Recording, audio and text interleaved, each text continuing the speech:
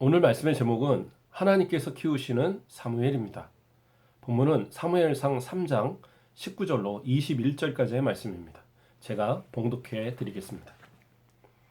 사무엘이 자라매 여호와께서 그와 함께 계셔서 그의 말이 하나도 땅에 떨어지지 않게 하시니 단에서부터 부엘세바까지의 온 이스라엘이 사무엘은 여호와의 선지자로 세우심을 입은 줄을 알았더라.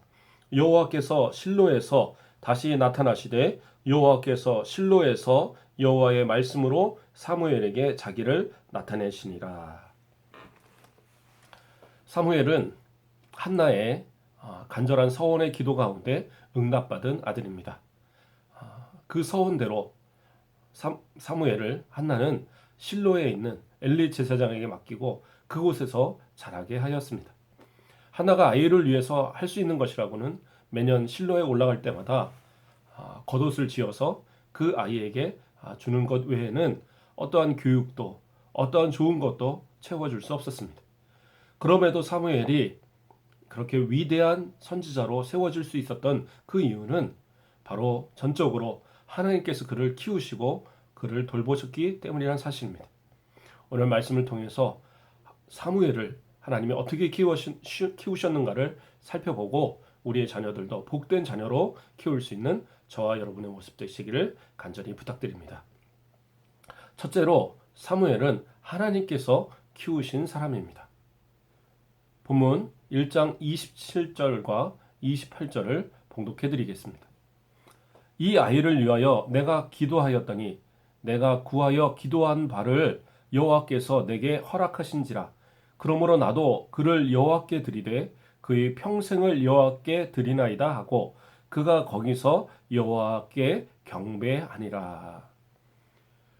기도의 응답으로 받은 사무엘.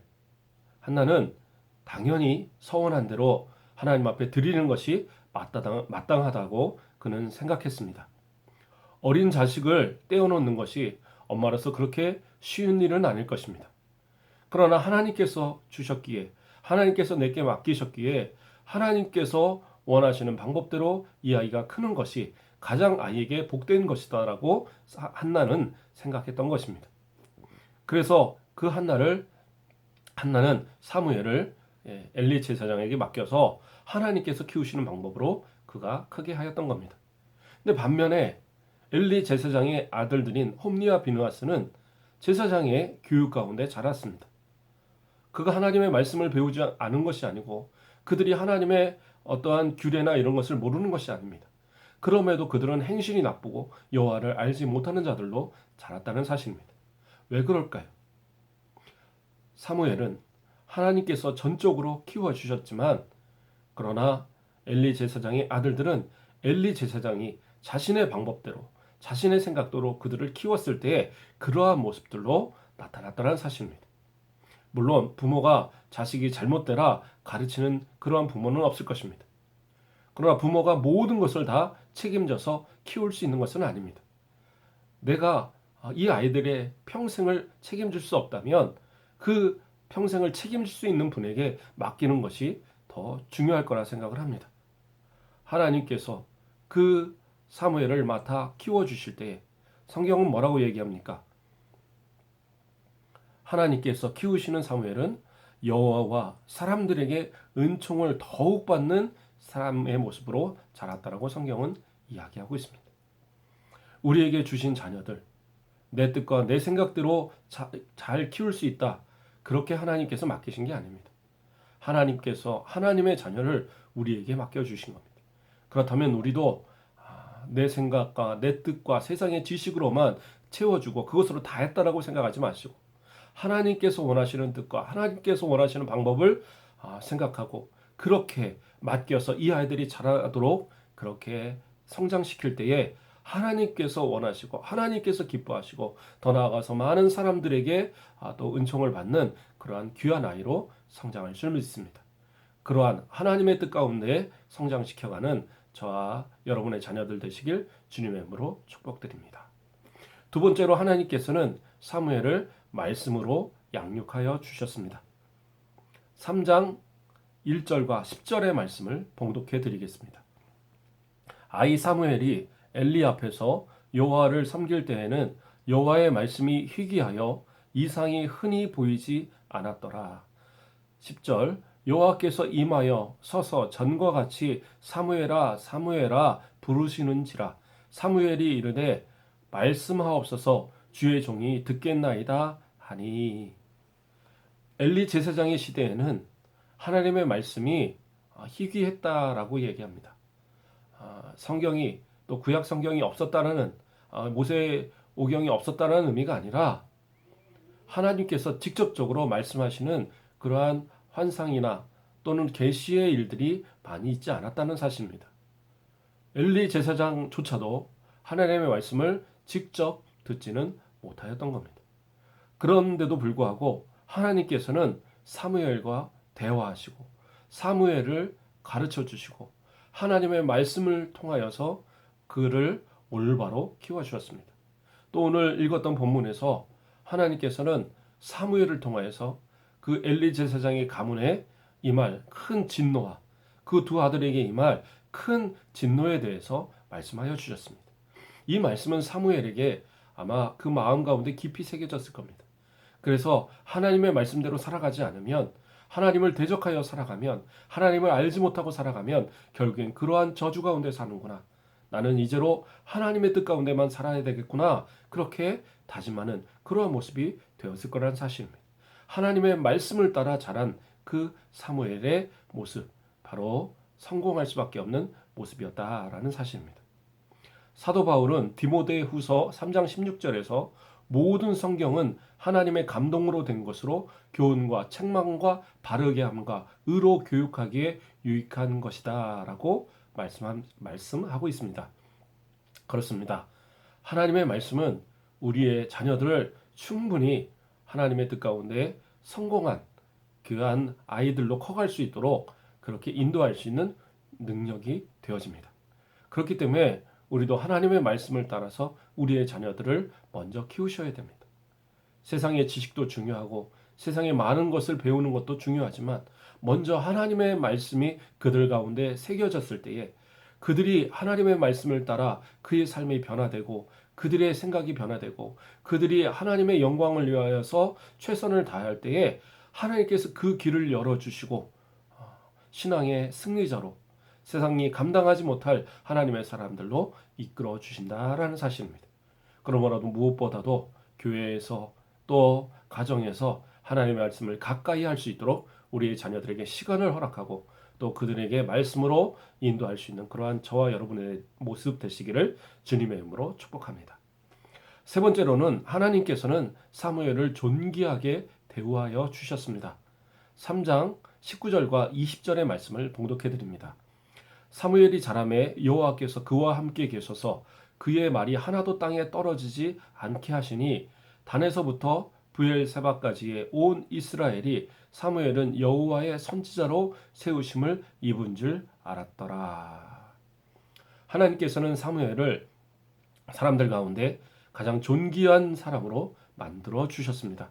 그가 하는 말들은 사람들에게 영향력이 있었고 사람들은 그의 말을 통하여서 하나님의 뜻을 깨달았고 하나님의 선지자로서 이 사무엘을 인정하였다라는 사실입니다. 사무엘이 이렇게 존귀하게 될 수 있었던 이유는 뭐냐? 하나님께서 그 사무엘을 존귀하게 여겨 주셨기 때문입니다. 세상의 지식 가운데서도 상담이나 이러한 심리나 이런 곳에서 말하기를 우리의 자녀들이 어려서부터 인격적으로 부모와 대화하고 인격적인 대우로 잘 컸을 때에 그 인격이 잘 형성되고 그리고 올바른 심성과 올바른 그러한 영향력을 끼치는 그러한 사람으로 성장할 수 있다라고 그렇게 말합니다. 그러나 부모의 잘못된 삐뚤어진 모습이나 강압적인 모습이나 또 소통하지 못하는 그러한 모습을 통하여서 자녀를 키웠을 때에는 그 평생에 그러한 남들과의 소통하지 못하고 또 잘못된 그러한 생각을 통하여서 잘 적응하지 못하는 부적응자로 사회 부적응자로 살아가는 경우도 생겨진다라는 말씀입니다. 그러한 자녀들을 책임져가는 우리의 부모들. 예. 그러나 어느 부모도 그 자녀를 완벽하게 나는 키울 수 있다라고 자신하는 그러한 부모는 없을 겁니다.